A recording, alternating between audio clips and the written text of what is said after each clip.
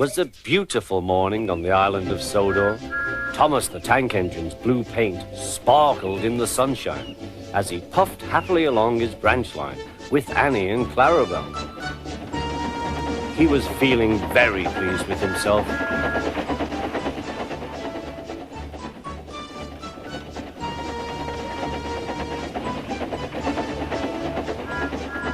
"Hello, Thomas," whistled Percy. "You look splendid." "Yes, indeed," boasted Thomas. "Blue is the only proper color for an engine."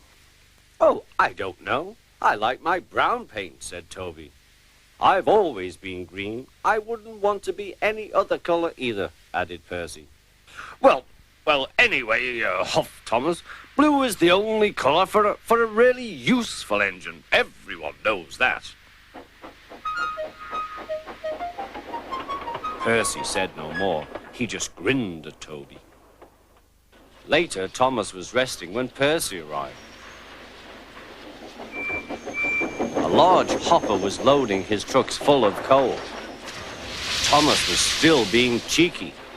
"Careful," he warned. "Watch out with those silly trucks." Go on, muttered the trucks. "And by the way," went on Thomas, "those buffers don't look very safe to me." The last load poured down. "Help! I'm choking!" cried Thomas. "Get me out!" Percy was worried, but he couldn't help laughing. Thomas's smart blue paint was covered in coal dust from smoke box to bunker. "Ha ha," chuckled Percy.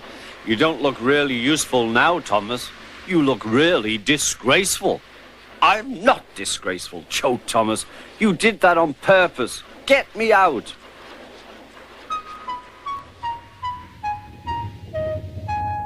It took so long to clean Thomas that he wasn't in time for his next train.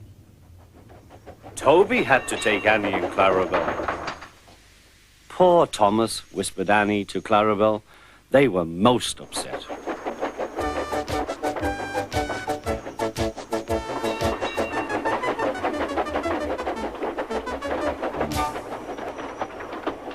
Thomas was grumpy in the shed that night.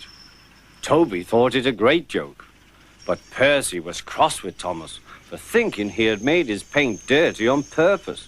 Fancy a really useful blue engine like Thomas becoming a disgrace to the Fat Controller's Railway. Next day, Thomas was feeling more cheerful as he watched Percy bring his trucks from the junction. The trucks were heavy and Percy was tired.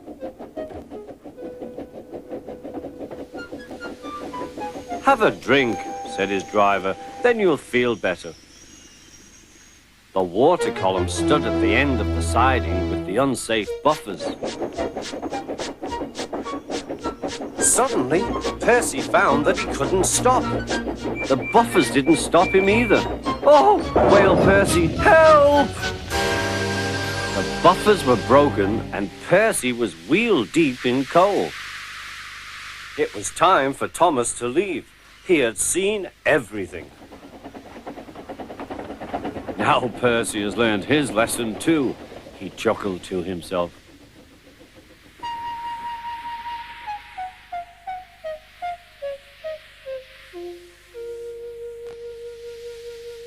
That night, the two engines made up their quarrel. "I didn't cause your accident on purpose, Thomas," whispered Percy.